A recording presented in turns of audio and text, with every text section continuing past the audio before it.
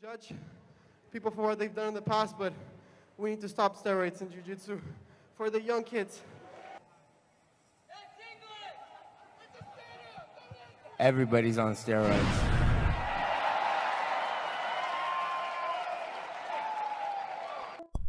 Hi, this is Shadi, and the biggest lie that we tell ourselves and others is that we do an art that requires zero strength and strength has no place in the equation.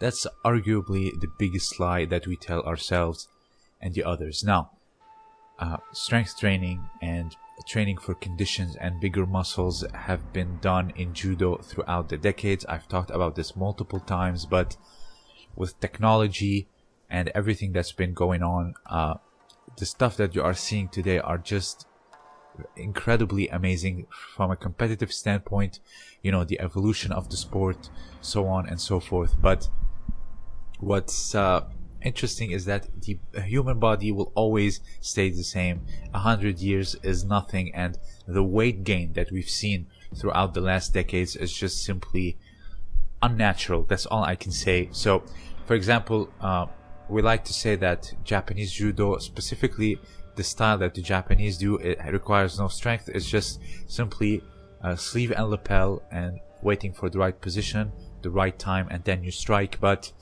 that's not true. It's on the surface that may seem true, but when someone attacks from static position and completely just eliminates his opponent and puts them down, like Ono spinning Uchimata, or his like where he waits and does his very famous Osotogari, this, like the one you see here, this requires tremendous strength. Fabio Basile, when he was commenting on his fight against Ono, he was constantly saying that his grips were like just incredibly strong. He could not be moved, and that's the first and only thing that he really commented about, is that his incredible strength. You see his quads on Instagram. Joshiro Maruyama, same thing. You see like almost IFBB caliber quads and muscles. So the amount of weight gain, or the nutrition and everything, has been evolving. So, and recently the IJF came up with a post on Instagram saying that, you know, we're gonna be working more on the testing, how to get tested. So clearly they know that it's still been going on, and anyone who thinks that no one is using anything in the sports of judo, I would have to say that please do more research and, you know, educate yourself, because this is clearly what's been going on. Steroids have been in the sports for decades, specifically the countries under the Soviet bloc. They've been going into the Olympics, cleaning house, taking all the medals, and just going back home. So you see here, for example, Gviniashvili, I would not be surprised whatsoever if he tested positive. The necks and the traps are just unnatural. They look incredible to me. And I don't know, do you see just normal people who go to the gym walking, looking like this, unless they're using something? I don't know. It just seems too convenient that he's just that strong. He weighs 90 kilograms and he's not even 180 centimeters tall, and he's shredded. So I don't know. To me, it looks incredibly suspicious. Now, he might have, you know, freaky genes. That's fine. But if anyone thinks that there's no steroids in the sport of judo and it's only in WWE and ADCC, you're clearly wrong. People have been getting popped throughout the decades. Now, I don't need to talk about this transformation here you are seeing here in front of you. ADCC is an untested league, just mass monsters going for each other's knees. And okay, so why am I talking about this? There is the concept of, you know, the weak beats the strong, so on and so forth. This comes from something that's called Ju-no-ri, or the principle of flexibility. So, where does this concept come from? I will talk about this, but also I will say why it is so misunderstood, because if it's clearly taken out of context, and I will read it to you, and it dates back way before Jiu-Jitsu and way before judo or any other martial arts that we are practicing today. Now, it's not just recently that these grapplers are getting huge and strong, but we have examples like Kimura and also Kyuzo Mifune. They are very, well built, muscular, lean, not to the extent of the photos that I've shown earlier. Here you see Mifune, the one striking with the punch. Clearly see that he's very well built, but he's not like incredibly big. If you put a shirt on him, he'll probably look very, he will look fit.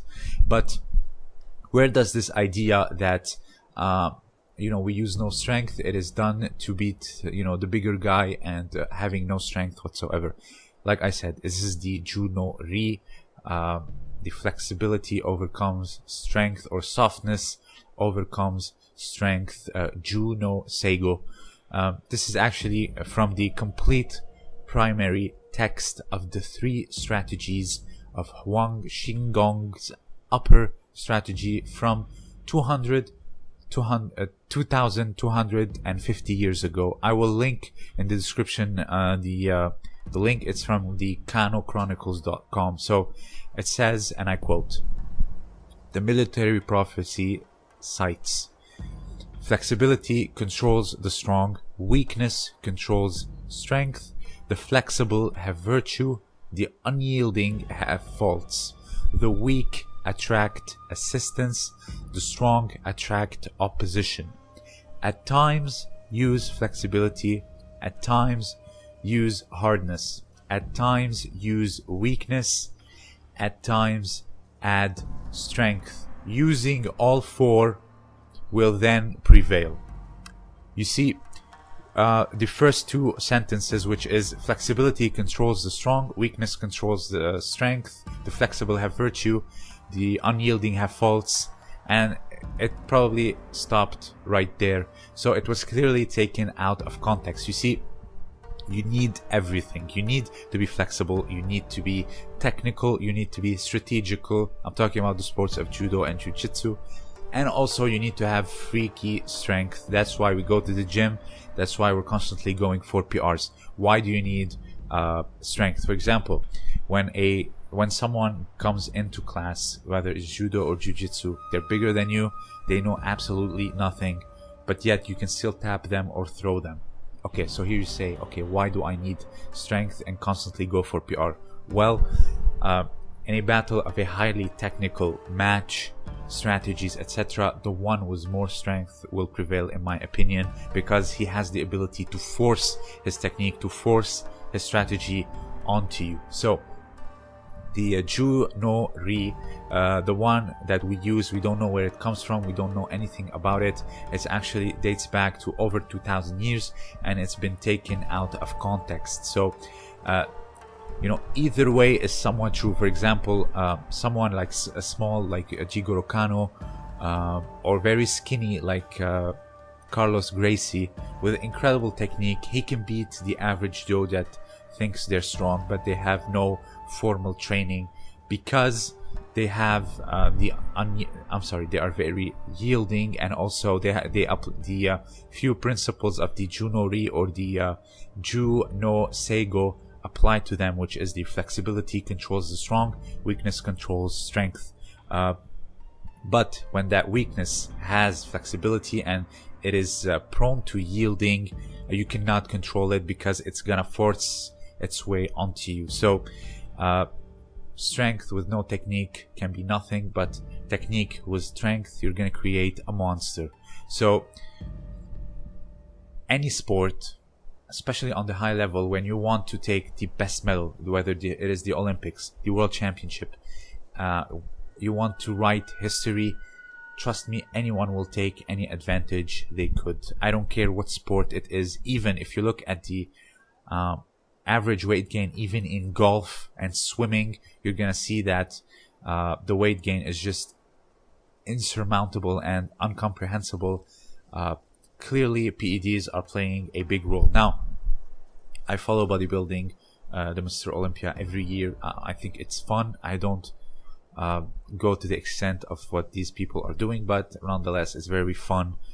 To anyone who goes to the gym knows a little bit about the Mr. Olympia. So they need to take things up until the day of the show to look big, lean, full and dense. They have a certain look that the judges go for, and they need to take them up until the day of the competition. But as a grappler, you don't need to do that. You can test positive, you can test negative, and you could have taken everything. What do I mean by that? You can, let's say, train for 4 months for the World Championship and take everything, but that will allow you to train, instead of 1,000 hours, you'll be able to train 3,000 hours.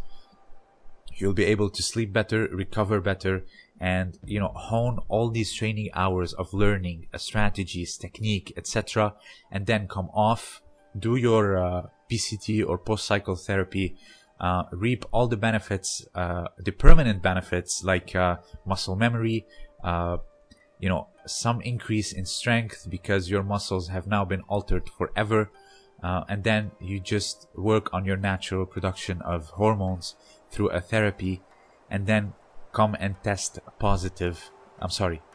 negative, and no one will know anything. But someone that's not taking anything, they need to sleep more, they need to recover more, they can't train in the frequency as you do, and it's gonna show up in competition even if both test negative. So grapplers can easily still get away with it.